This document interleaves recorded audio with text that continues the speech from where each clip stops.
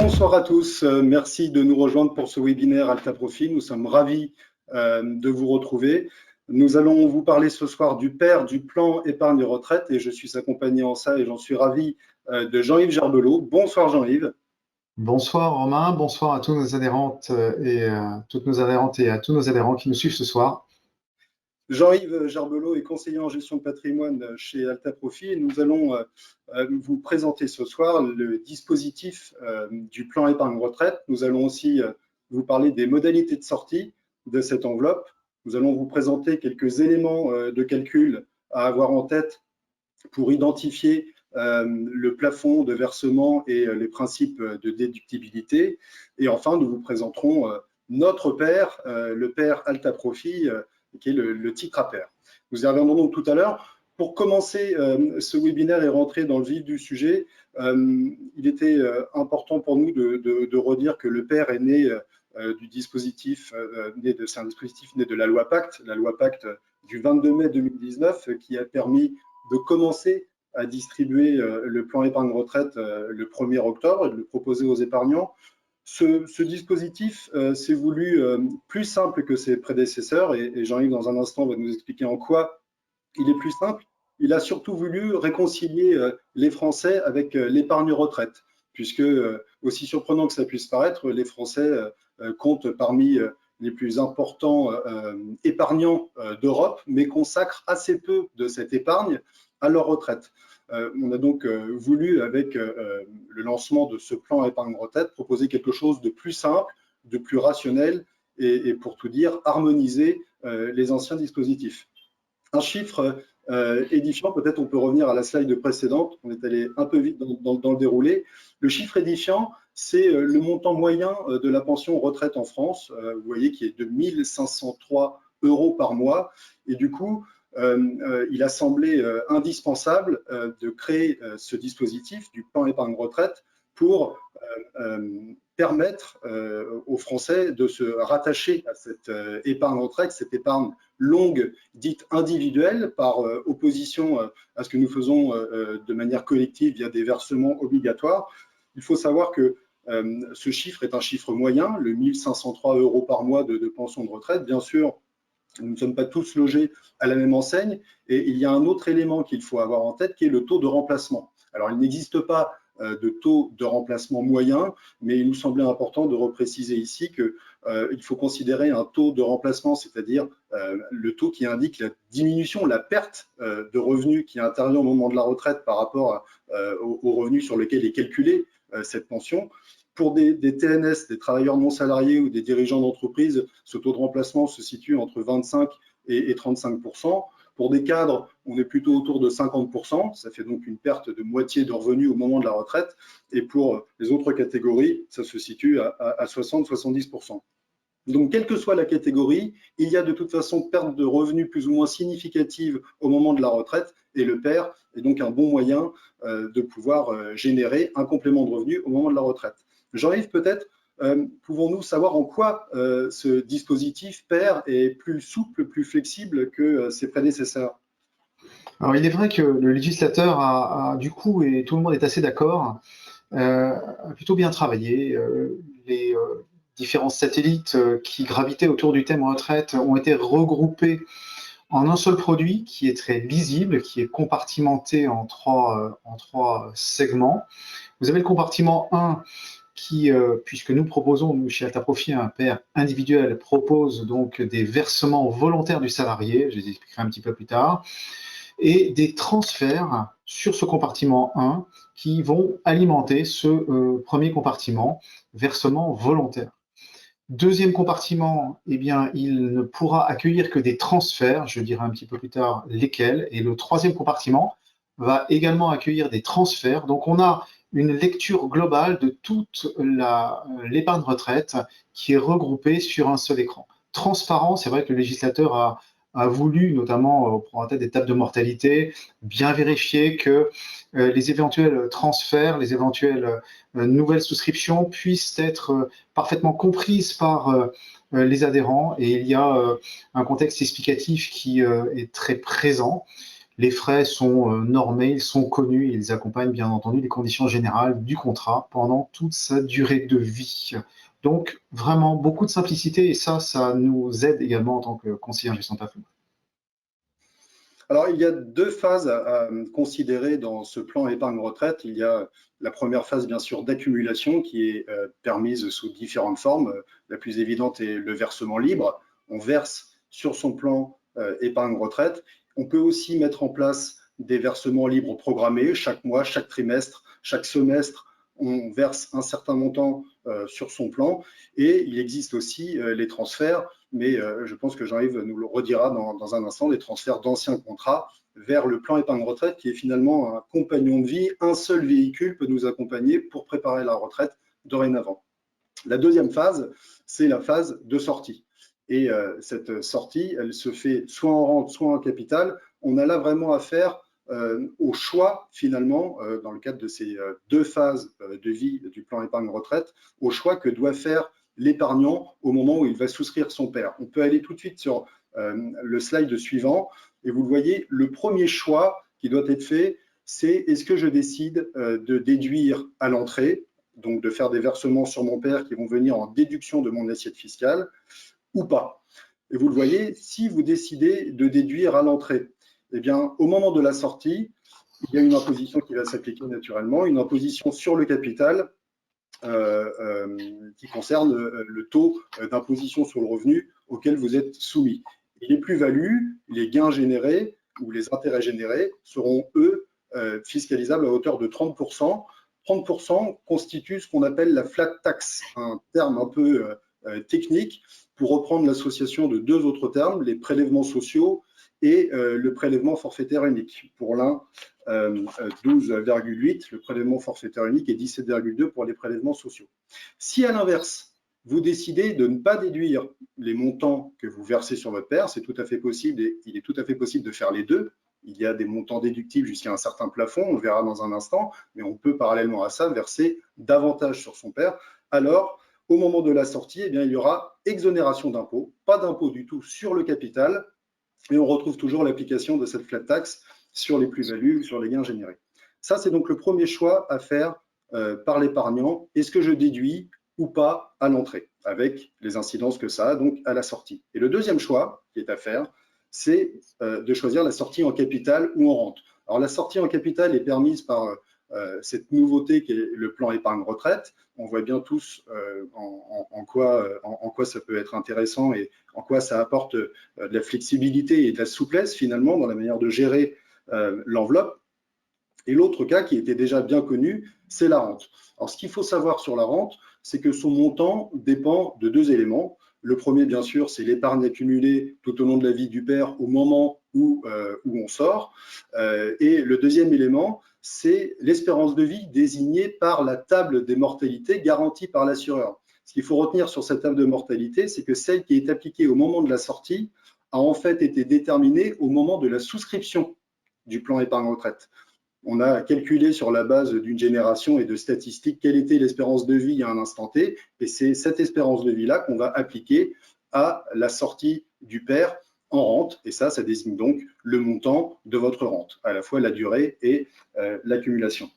Peut-être, Jean-Yves, puisqu'on parle d'accumulation, je crois qu'on parle de compartiment s'agissant du père. Oui, c'est ça. Donc, je n'ai pas été trop précis tout à l'heure à dessein.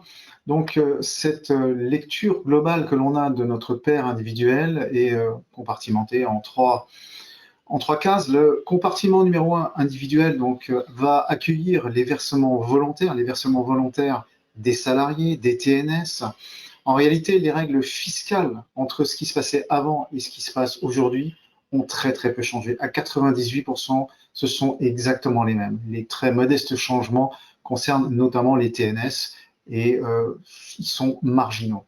Donc, les règles du PERP sont valables dans le PER, les règles du Madelin sont valables dans le PER.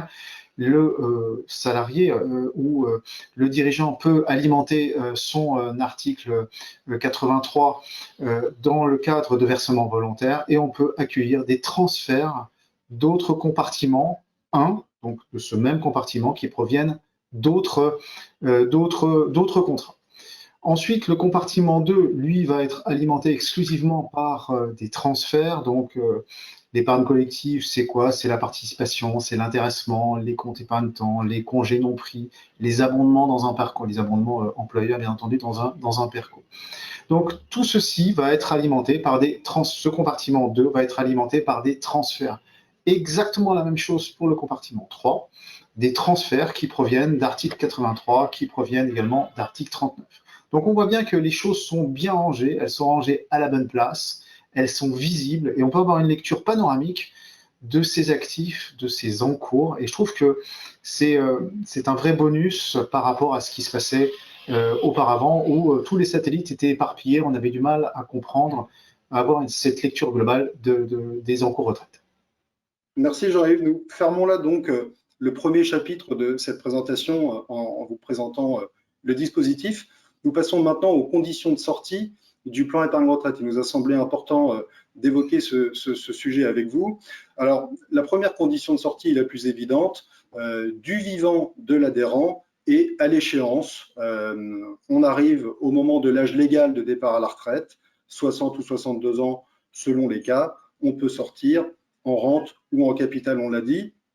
Important de le préciser, on peut naturellement continuer d'abonder son plan épargne retraite au-delà de l'âge légal. L'âge légal est un début de possibilité, ça n'est en aucun cas une fin. On peut très bien considérer qu'un adhérent voudra continuer à verser sur son plan épargne retraite pour bénéficier des versements déductibles. Ça, c'est le premier point. Le deuxième point, c'est la sortie par anticipation possible, toujours du vivant de l'adhérent, et des sorties par anticipation qui sont donc conditionnées. La première, qui est assez plébiscitée d'ailleurs et assez rassurante finalement, et là encore qui démontre la flexibilité du plan épargne retraite, c'est la possibilité d'acquérir sa résidence principale et de retirer totalement ou partiellement les fonds versés sur le PER. Il faut juste noter que les fonds que l'on peut retirer correspondent aux compartiments 1 et 2 que Jean-Yves vient de nous présenter, en aucun cas le compartiment 3. Un petit mot sur la fiscalité qui sera appliquée à cette sortie. Eh bien, il s'agit, selon le taux d'imposition sur le revenu sur le capital, c'est le TMI qui le désigne, le taux marginal d'imposition sur le capital. Et s'agissant des gains, c'est la flat tax qui s'applique, les fameux 30% dont nous avons déjà parlé précédemment. Il existe 3 autres objets, et d'ailleurs davantage, mais on vous a indiqué ici les 3 principaux qui permettent de sortir par anticipation. Ce sont les accidents de la vie, le surendettement et le décès du conjoint. Ces 3 facteurs permettent de sortir par anticipation. Il est important de noter que dans ces cas-là, on peut non seulement sortir des compartiments 1 et 2, mais on peut également sortir du compartiment 3. Là, la fiscalité qui s'applique est de 0 sur le capital. Il y a une exonération totale sur le capital et les prélèvements sociaux sont appliqués sur les gains, soit 17,2%. Important, il nous a semblé de vous donner ces quelques repères et surtout de vous démontrer la flexibilité, encore une fois, qu'apporte le PER avec la possibilité de sortir du fait de ces différents objets. Et puis, il y a une troisième possibilité de sortie par anticipation qui est le décès de l'adhérent. On n'est pas encore sorti en capital ou en rente, l'âge de légal à la retraite n'est pas encore arrivé. L'adhérent décède, qu'est-ce qui se passe? Eh bien, les bénéficiaires veulent retirer le capital, ils le peuvent, et là, la fiscalité qui sera appliquée sont conditions de l'âge de l'adhérent. Soit il n'a pas encore atteint ses 70 ans, soit il a plus de 70 ans, et là, ce sont les abattements liés aux successions dans le cadre des assurances vie qui s'appliquent. Avant 70 ans, on parle de 152 000 euros, et après 70 ans, c'est 30 500 d'exonération. Ensuite, il y a différentes considérations, mais nous vous encourageons pour aller plus loin, si vous le souhaitez, à nous contacter pour pouvoir personnaliser les calculs. Jean-Yves, peut-être quelque chose à ajouter au sujet des sorties et des modalités? Oui, en réalité, c'est vrai que l'acquisition de la résidence principale peut se finaliser en incluant notamment les frais de notaire. Et ça, c'est un véritable bonus. Il existait déjà de façon marginale lorsque l'on parlait du PERP, mais on peut inclure les frais de notaire, donc dans un rachat qui se fera en une fois, hein, bien évidemment. Très bien, passons maintenant aux différents éléments à avoir en tête pour calculer les économies d'impôts. Jean-Yves. Oui, donc là, on a voulu rendre un petit peu plus clair les éléments de calcul d'impôt parce que tout simplement, l'administration fiscale communique, elle, sur le taux moyen d'imposition, alors que en réalité, ce qui est très important, c'est son taux marginal d'imposition. Son taux marginal d'imposition, ben, il se calcule très simplement. On prend ses revenus professionnels nets de frais professionnels, donc pour mémoire 10% ou les frais au réel et on les divise par le nombre de parts du foyer fiscal. Et ça, bien évidemment, c'est très important parce que ce calcul va s'amorcer, se réinitialiser de façon systématique par le tableau que je vais vous présenter juste après, parce que l'impôt est progressif en France. Et en réalité, ce qui est très important, c'est de savoir à quel taux marginal d'imposition on est, mais aussi à quel niveau de ce taux marginal d'imposition on est. J'illustre par un exemple très simple. Je suis avec, prenons une part, hein, célibataire, une part, j'ai 26 000 euros de revenus. Eh bien, très clairement, je suis dans le taux de 30%. J'ai 73 000 euros de revenus, je suis aussi dans le taux de 30%. Par contre, si je suis à 26 000 euros de revenus, il me reste quand même pas mal de revenus possibles, en tous les cas, pour aller jusqu'au plafond de 73 516, alors que si je suis déjà à 73 516 dans la tranche à 30%, on voit bien que le gap est extrêmement, l'écart est extrêmement faible pour basculer sur sa tranche supérieure. Donc, le taux marginal d'imposition est très important, mais ce qui est aussi fondamental, c'est de savoir combien il nous reste pour ne pas ou pour éventuellement basculer dans la tranche supérieure. Ça aura une incidence extrêmement forte, notamment lorsque on rachète en capital. Voilà, donc ça, ce tableau-là, il est disponible sur notre site. On pourra bien évidemment le commenter ensemble. C'est du sur-mesure, hein, il n'y a pas un cas qui ressemble à l'autre. Donc voilà, c'est très important d'en parler. Voilà, alors maintenant que nous avons ces éléments, le TMI, le taux marginal d'imposition, Jean-Yves vient d'en parler, comment on calcule les versements déductibles sur le plan épargne retraite? Ben, à vrai dire, c'est assez simple puisque on part sur la base des revenus d'activité auxquels on soustrait cet abattement forfaitaire de 10% dont Jean-Yves vient de parler pour obtenir le revenu net professionnel. Et c'est sur cette base qu'on applique 10%, et c'est ces 10% qui déterminent le plafond de versement déductible. Donc 10% du revenu net professionnel, plafonné, attention, à 8 fois le PAS, le plafond annuel de sécurité sociale, qui est donc de 32 800 euros, ou, et cette notion-là est très importante, on applique 10% du PAS 2021, qui est égal à 4 113 euros, vous le voyez. Donc en fait, c'est le plus fort des deux montants calculés qui va être désigné comme étant le plafond de versement déductible sur le PER. Donc là, on a souhaité clairement vous expliquer comment on calcule ces montants. Toutefois, Jean-Yves, je crois qu'ils sont visibles sur la feuille d'impôt. Oui, tout à fait. Alors donc, effectivement, le pass, 41 113 euros, 8 passes, donc cette somme multipliée par 8 et 10%, 32 800. Donc c'est effectivement le seuil maximum de déductibilité. Donc sur la slide d'après, on a effectivement, ben, vous l'avez tous hein, sur votre déclaration, les montants qui sont possibles, ils sont très bien expliqués. Le montant de l'année plus on peut remonter sur 3 années, c'est collégial. Hein, le foyer a le droit, la possibilité de déduire le montant du déclarant 1, du déclarant 2. On peut même déduire les PER qui ont été souscrits pour des enfants, même des enfants mineurs, tout simplement parce qu'on a le droit de mettre de l'argent sur un plan de ce type pour des enfants mineurs qui pourra peut-être être judicieusement utilisé pour acquérir une résidence principale. Peut-être. En tous les cas, c'est une stratégie patrimoniale qui peut être très intéressante, qui n'est absolument pas remise en question au niveau de l'abus de droit par l'administration fiscale. Et ces montants sont visibles. On peut aller au maximum. On peut être peut-être en dessous. En tous les cas, vous avez de façon extrêmement claire les montants possibles maximum sur votre feuille d'impôt. Absolument. Donc, pour illustrer nos propos, pour le moment théoriques, on a voulu vous proposer deux exemples. Un premier assez simple pour bien entériner la mécanique qu'on vient de vous présenter, et un deuxième qui intègre une famille, un couple marié avec 2 enfants. Le premier exemple, pour bien comprendre le mécanisme, c'est Marc, un célibataire de 39 ans qui n'a pas d'enfant. Son foyer fiscal est donc d'une part, on a considéré que Marc avait des revenus d'activité professionnelle de 45 000 euros, donc abattement de 10%, son revenu professionnel net est de 40 500. C'est donc sur cette base qu'on applique les 10% qui permettent de calculer le plafond déductible. On obtient là 4 050. On a dit tout à l'heure qu'on choisissait le plus fort des 2 montants en considérant 10% du PASS 2021, qui lui est égal à 4 113 euros.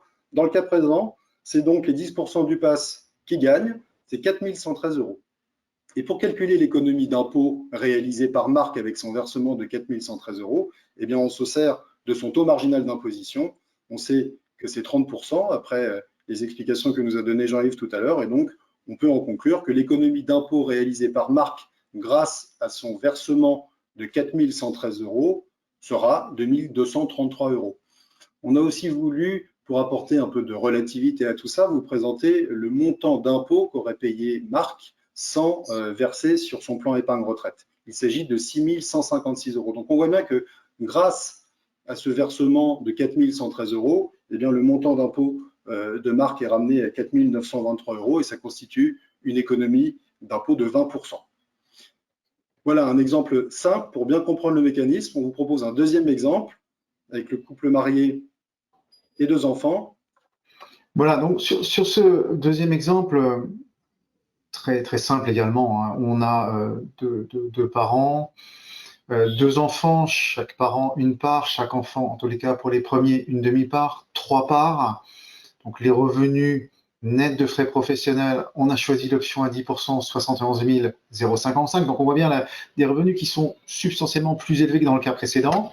Mais en calculant l'impôt, en divisant donc ces fameux 71 055 par 3, on retrouve la progressivité qui nous ramène à la grille de lecture du slide précédent, cette progressivité de l'impôt qui, systématiquement, pour chacune des parts du quotient familial, est ramenée à 0, ce qui relativise, pour partie, hein, on est en France, un pays assez fiscalisé, ce qui relativise le poids de l'impôt. Donc, 71 055, les revenus nets de frais, 71 000, donc 10%, 67 105, 10% donc des revenus professionnels. Le versement possible est de 7 105 euros. Là, on a une TMI, une tranche marginale d'imposition de 11%. Donc, c'est moins violent en économie d'impôt que précédemment, 781 euros d'économie d'impôt. Alors que sur les revenus 2020, l'avis d'imposition qu'a reçu ce couple aurait été sans aucune opération d'allègement d'impôt de 4 488. On a une économie d'impôt globale de 17%. Donc, c'est à prendre. Sinon, c'est l'administration fiscale qui va l'encaisser. Donc, il existe des pistes. Je ne dis pas que c'est toujours possible, mais quand c'est possible, c'est vraiment important de ne pas laisser ces économies d'impôts qui, sur toute une vie, peuvent être très importantes. Donc voilà ce second exemple qui vraiment est très, très important parce qu'il relativise la notion de revenu. On voit bien qu'un revenu plus important peut avoir une TMI beaucoup plus faible et l'économie d'impôt, elle existe quand même si elle est moins élevée. Merci Jean-Yves. Nous proposons de passer maintenant à la présentation de notre pair, le titre à pair dont nous sommes assez fiers puisqu'il a été primé aujourd'hui même par le magazine Challenge et par le site revenusretraite.com. Tellement fiers d'ailleurs que on peut même vous présenter le trophée remporté aujourd'hui par ce titre à pair dont notre partenaire est Swiss Life qui est un assureur de renom, experts dans la gestion de l'épargne retraite depuis plus de 110 ans. C'est là en tout cas l'objet de leur communication interne et il est dans l'ADN d'Alta Profit de s'entourer des meilleurs partenaires sur les différents sujets pour proposer une offre de qualité à nos clients. C'est donc le cas de ce titre à pair qui offre ce qu'Alta Profit a de meilleur, j'allais dire la souscription 100% en ligne, c'est du full web si vous le souhaitez. Vous avez aussi la possibilité d'être accompagné par les conseillers en cas de besoin et de conseils sur les supports. Mais en tout cas, la souscription se fait 100% en ligne, très confortable. Consultation en temps réel de l'évolution de votre épargne, ben oui, puisque grâce au site internet Alta Profit, vous pouvez voir à tout moment et au nombre de fois que ça vous chante l'évolution de votre épargne. C'est un contrat qui est extrêmement accessible, puisque dès 100 € et 75 € par mois, il permet évidemment la sortie en capital ou en rente et la garantie de la table des mortalités que nous évoquions tout à l'heure. Et surtout, c'est un contrat extrêmement compétitif, puisque nous vous proposons 0% de frais d'entrée, aucun frais sur les versements que vous faites sur votre plan épargne retraite chez Alta Profit, et les frais de gestion sont de 0,65 sur le fonds euro et 0,84% sur de l'unité de compte. Les arbitrages sont gratuits également. Juste pour rappel, nous pouvons faire sur notre titre à pair des versements sur le compartiment 1 et on peut agir par transfert sur les deux autres compartiments. Je propose, Jean-Yves, peut-être un petit mot sur les différents supports qui existent sur ce titre à pair et les différents modes de gestion pour compléter. Oui, bien entendu. Donc la partie économique en fait de ce PER Swiss Life sur donc le slide suivant, elle est très classique et elle représente l'offre très globale, hein. Elle est classique mais extrêmement dense. Donc des profils, c'est pour moi quelque chose de très intéressant. On se fait accompagner par l'assureur qui a une lecture très fine du temps qui va rester entre le moment où vous versez vos capitaux et le moment où vous aurez déclenché le rapatriement des 10 capitaux en capital ou en rente viagère, ou peut-être les deux, hein, puisqu'on peut faire les deux. On voit bien qu'il y a cette sensibilité qu'on répète de façon régulière, quelle est ma sensibilité au risque qui va déterminer le rendement que je vais potentiellement obtenir. Ce couple risque-rendement est encore extrêmement visible dans les profils. Donc oui, on peut vous accompagner sur ces différents profils. Et puis un fonds en euros qui est bonusé, c'est-à-dire que plus vous aurez de fonds en unité de compte, plus il y aura un petit bonus. Bon, vu la dégressivité du rendement des fonds en euros, c'est tout relatif. Quand on a un écart qui est assez lointain, qui nous sépare du rapatriement du capital ou des rentes, il vaut mieux être offensif, vraiment. Des actions en vif du CAC 40, du SFB 120, de l'immobilier. On a une offre très resserrée de 5 SCPI majeurs, des ETF qui vous permettent d'avoir un accès sur des ETF physiques ou synthétiques, sur des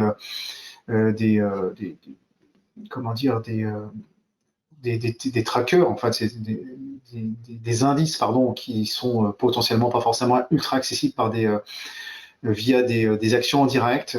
Et puis, on a une très large offre d'investissement socialement responsable. On sait que nos adhérents, ils sont très sensibles. C'était un investissement qui était plutôt qui était à la mode à l'époque. Maintenant, c'est devenu un véritable enjeu de rendement. Et puis, des fonds thématiques qui couvrent des thèmes particuliers ou des secteurs géographiques mondiaux, en fait. Donc, une offre extrêmement dense, et on pourra soit vous accompagner, soit vous faire accompagner par l'assureur sur l'ensemble de cette offre. Merci beaucoup, Jean-Yves. Eh bien, avec la présentation de notre titre à pair, nous touchons à la fin de la première partie de ce webinaire. Nous vous remercions de votre attention d'ores et déjà et répondons à vos questions avec plaisir. Alors, y a-t-il des questions? Alors, une première question. Vous mentionnez le cas de sortie avant la retraite. Pouvez-vous rappeler ce qui est imposable, versement plus plus-value ou indiqué plus-value ou uniquement plus-value et à quel taux? Oui, alors je peux faire un premier élément de réponse. Sur la sortie en capital, si on déduit à l'entrée, le capital est imposé à hauteur du taux de l'imposition sur le revenu, qui est défini, et les gains sont, eux, taxés à hauteur de la flat tax, on l'a dit tout à l'heure, c'est 30%.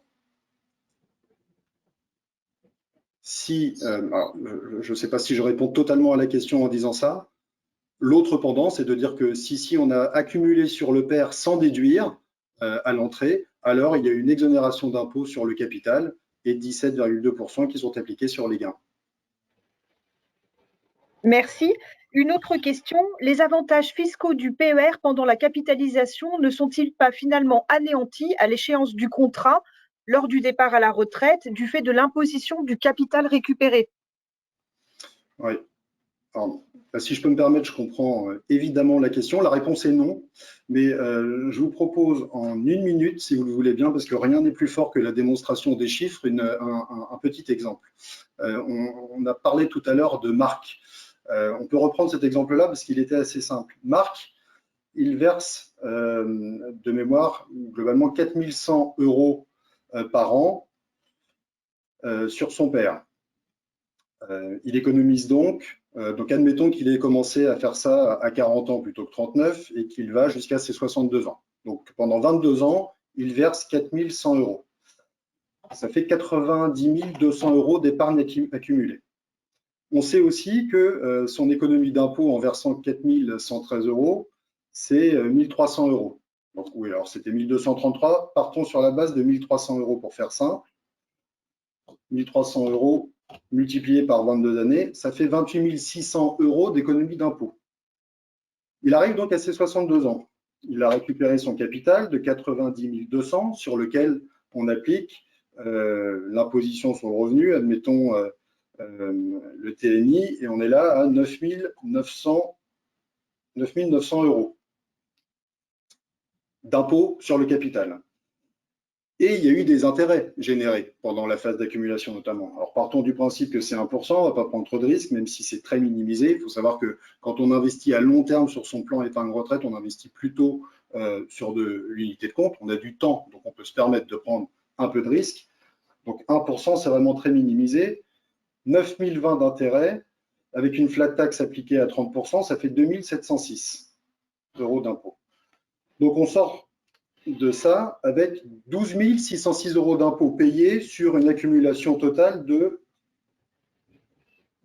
99 220 €. Ça veut dire qu'entre les 28 600 € d'économie d'impôts pendant la durée du plan épargne retraite et la sortie à 12 606 € d'impôts sur l'épargne accumulée de 99 000, on a quand même encore une économie d'un peu plus de 16 000 €, sans considérer bien sûr les intérêts générés grâce à l'épargne accumulée qui, dans mon exemple, pour faire simple, ont été largement minimisés. Donc la réponse est clairement non. Il n'y a pas, l'avantage fiscal du père n'est pas du tout annulé par la sortie, par l'imposition sur la sortie sous forme de capital. Oui, alors je me permets de compléter d'une courte phrase ce que Romain vient de vous illustrer. En réalité, bien souvent, je ne dis pas systématiquement, mais bien souvent, lorsque l'on est à la retraite, sa tranche marginale d'imposition est plus faible. Donc, l'équivalence que la question sous-tendait n'est pas réellement pertinent dans la mesure où, en réalité, la TMI est plus faible. D'autre part, on a quand même un avantage stratégique sur le père par rapport à une épargne nette. Je mets 700 € sur un produit, n'importe lequel. Et sur le père, je mets la même épargne, 700 €. Mais en réalité, si je fais une TMI de 30, j'ai mis 1 000 €, puisqu'il y a un avantage fiscal de 300 € qui m'est restitué immédiatement. La capitalisation se fera sur 700 €, par exemple, sur le premier produit, et elle se fera directement sur 1 000 € sur le père. Donc il y a cet avantage à l'entrée qui dépend bien entendu de la TMI et qui sera très difficilement rattrapable quand on a l'ambition de se construire une retraite. Donc ces deux précisions pour peut-être compléter la réponse de Romain. Merci. Une autre question sur la fiscalité également. Quel est l'intérêt du PER quand l'intéressé est non imposable ou imposable à 11% du taux marginal? Alors, oui. Donc là, en réalité, s'il n'est pas imposable, on peut se dire aucun intérêt. Mais ça, c'est une première lecture qui n'est pas forcément la bonne. Si j'ai pas envie d'avoir en réalité une imposition à l'entrée, bon, bah, écoutez, c'est mon choix. Hein. Chacun est libre. On est des personnes qui avons une stratégie patrimoniale qui est sur mesure. On a des ressentis qui sont tous différents les uns des autres. Mais j'attire l'attention de la personne qui nous a interrogés sur ce sujet qu'on peut tout à fait se construire des rentes du coup à titre onéreux à la sortie. C'est précisément l'exemple que j'avais déjà dévoilé lors de notre dernier webinaire sur la retraite. Soyons larges, sur une durée de je sais pas, 20 ans, 30 ans, je me constitue 200 000 euros de capital à l'entrée, non fiscalisé. À la sortie, il y a 1 million. Si je suis offensif, ça peut tout à fait le faire au niveau de ses valorisations. La plus-value là, de 800 000 euros, l'assureur, il transforme le million, donc la prime de 200 000 plus la plus-value, le produit de 800 000 sans aucune fiscalité, il transforme donc le million en rente viagère. On sait que les PER sont souvent en rente viagère transformés entre 60, 62 et plus. Si je transforme mon PER à 62 ans, c'est seulement 40% de la rente qui sera fiscalisée. Si je le transforme après 70 ans, 30%. Donc il y a un intérêt. Ça dépend où on trouve sa stratégie patrimoniale, où on pense que sa stratégie patrimoniale est la plus pertinente. Donc il n'y a pas de pensée unique, il y a vraiment un sur-mesure qui doit être appliqué à chacune des questions que se posent nos adhérents.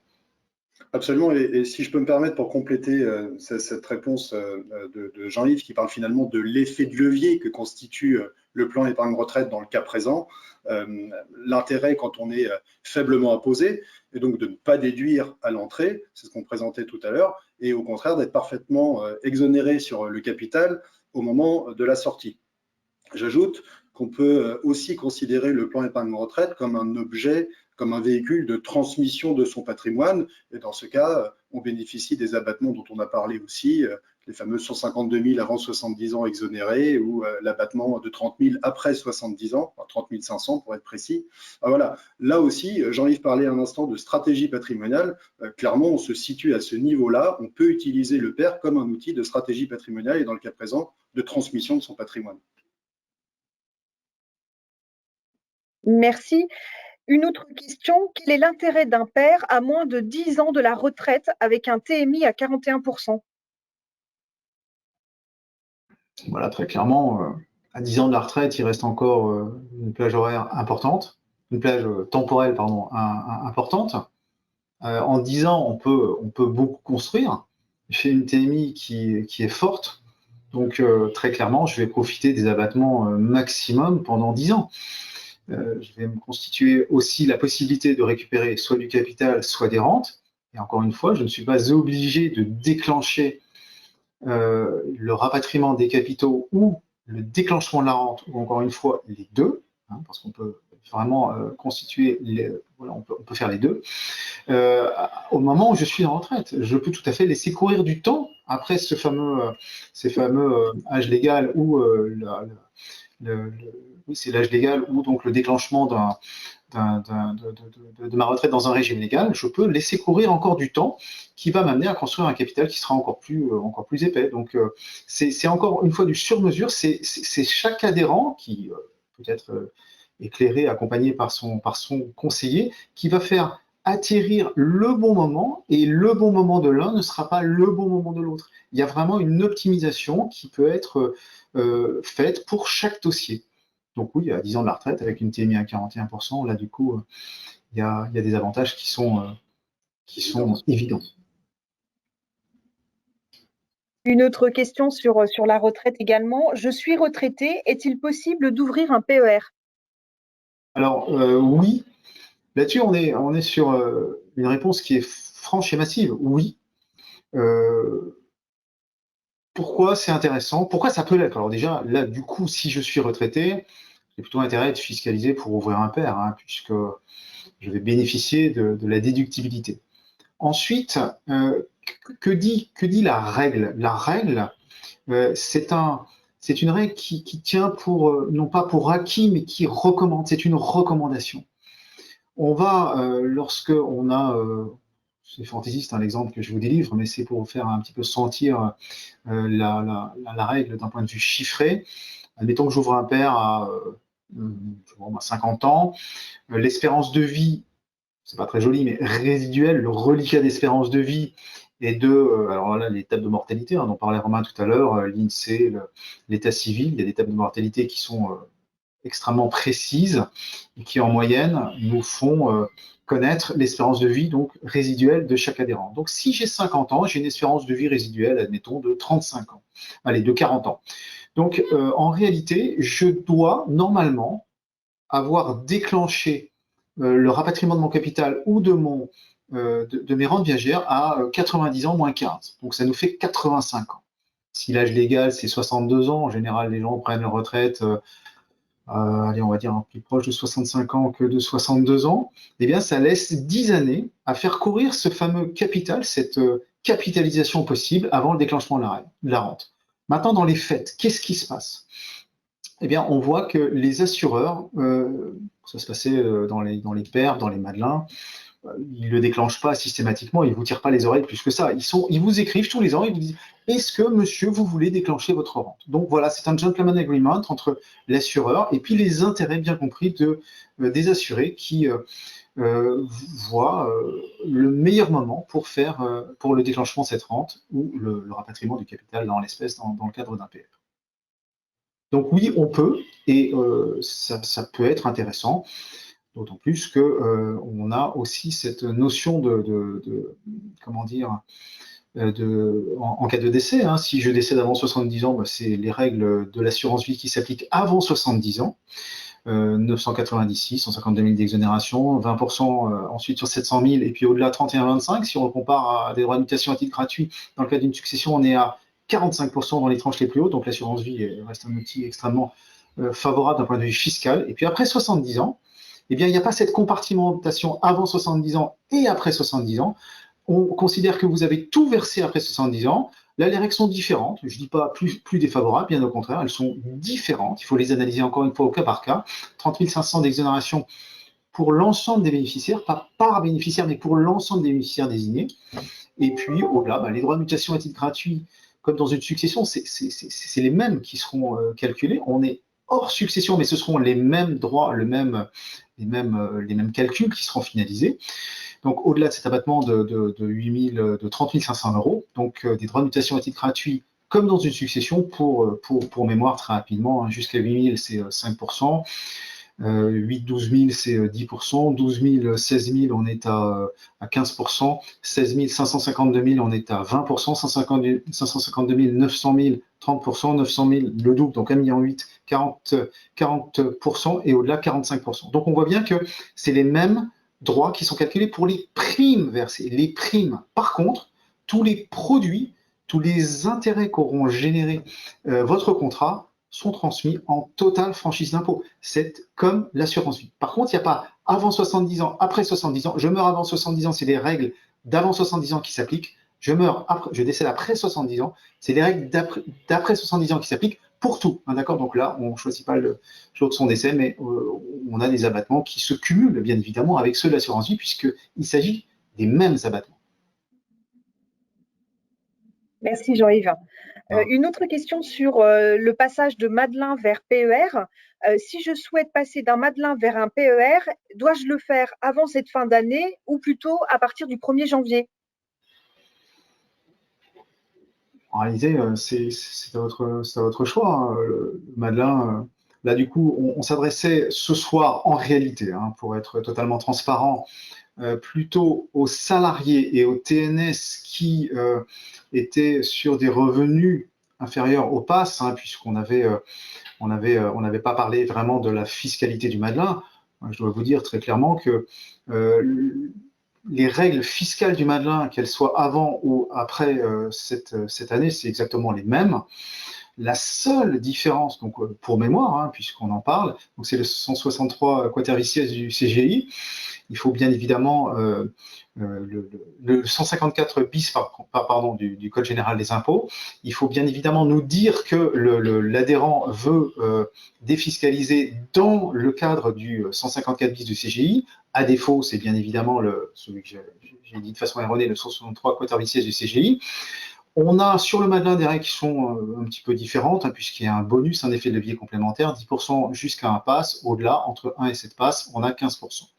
Donc, la seule chose qui a changé d'un point de vue fiscal au niveau du Madelin, c'est que dorénavant, c'est sur chaque versement que comment dire, le choix de l'adhérent va se porter. Il n'y a pas cette notion vous savez, les Madelins, avant, il y avait cette obligation réglementaire de mettre un minimum, en règle générale, en fin d'année, quand on avait une vue sur ces résultats, on pouvait mettre jusqu'à 15 fois le montant. Ça, c'est terminé. On met ce qu'on veut, quand on veut. Donc, un point de souplesse complémentaire qui vient écoutez, être à l'honneur de cette thématique Madelin, sur laquelle on peut mettre, je le rappelle, au maximum de mémoire 76 000 € annuels pour profiter du plafond maximum.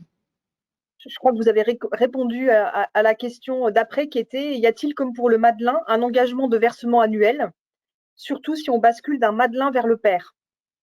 Oui, bah là, du coup, oui, j'ai effectivement été voilà, j'ai déjà répondu. Donc, il n'y a plus cet engagement qui voilà, existait et sur lequel contractuellement l'adhérent devait positionner à minima le même montant sous réserve eh bien, de remettre en question l'avantage fiscal. Il n'y a plus. C'est vraiment excellemment bien pensé. Ça laisse une totale souplesse, notamment aux travailleurs non salariés individuels ou article 62, donc les gérants majoritaires qui amorcent leur activité, voilà, et qui peuvent être en difficulté.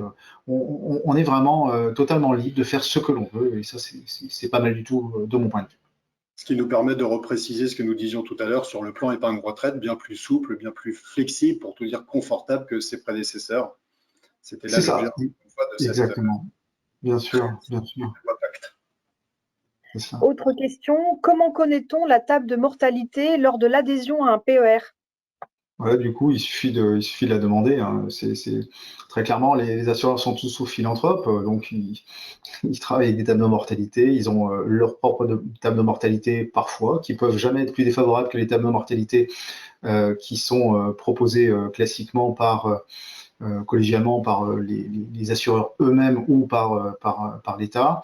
L'INSEE, l'État civil, ce sont des tables de mortalité donc l'assureur n'est pas généreux. Ça veut dire que tout simplement, plus la personne vit, normalement, moins la rente est épaisse. Hein. Donc, très clairement, il y a quelques années, il y a 20 ans, il y a 30 ans, on vivait moins. Donc, de scotcher, ça rend bien cher une table de mortalité d'il y a 20 ans, d'il y a 30 ans, ça a un sens.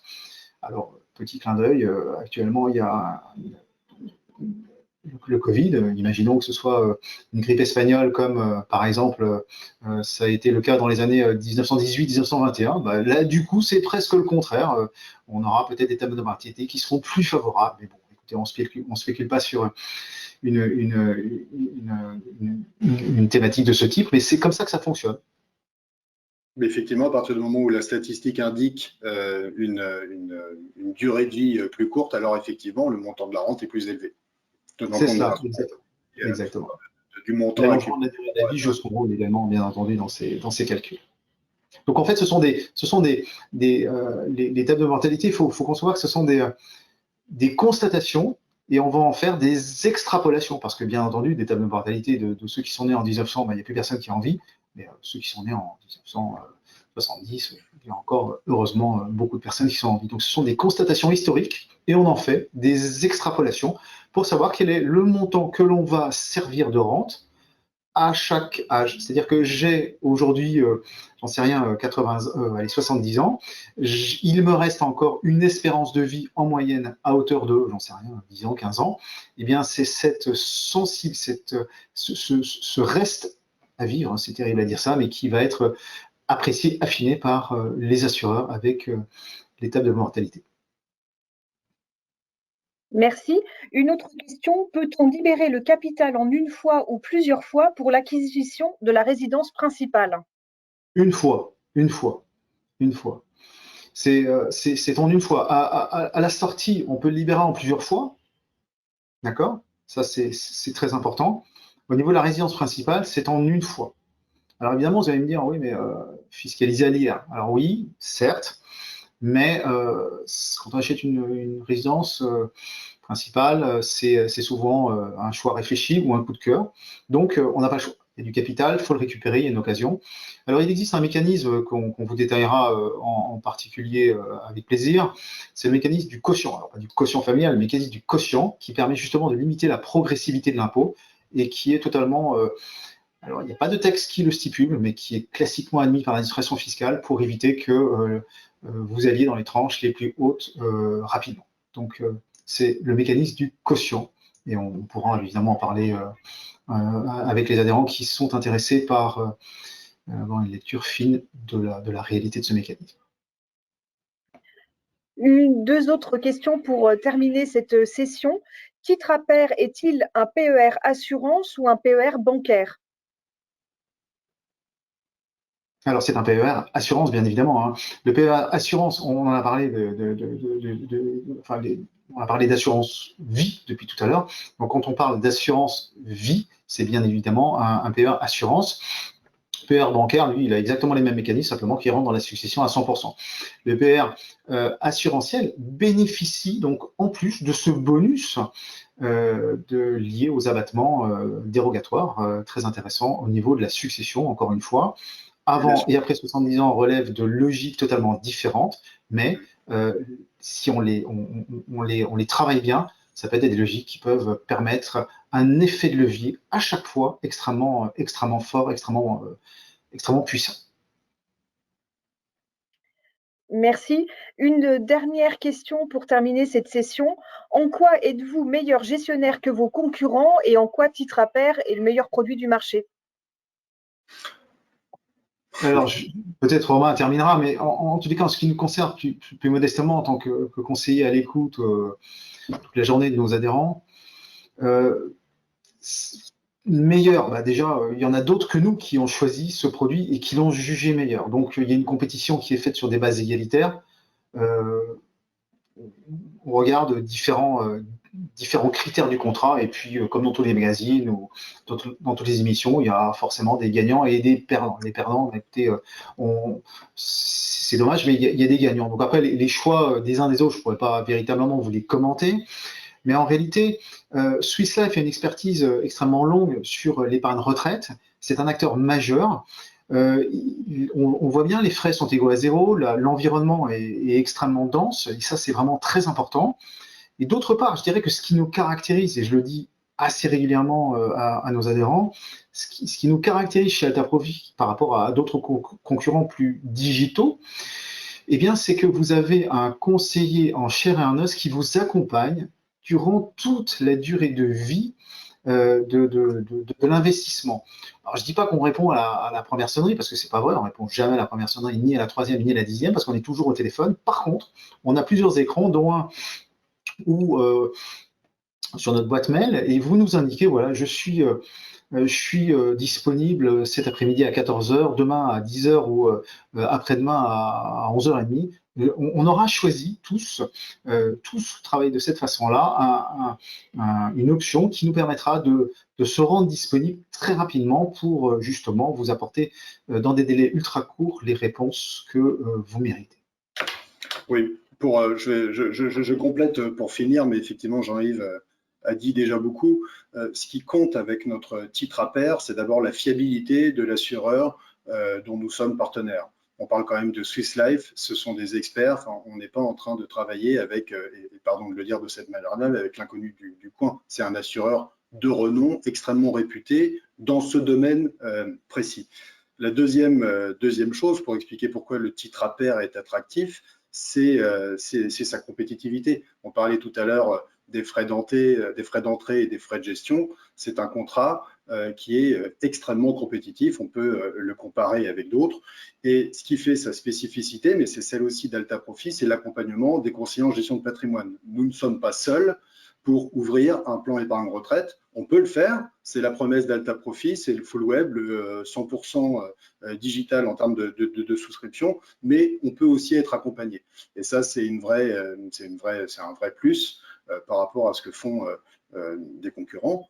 Et puis pour finir, il y a aussi les différents supports d'investissement que Jean-Yves vous a présenté tout à l'heure.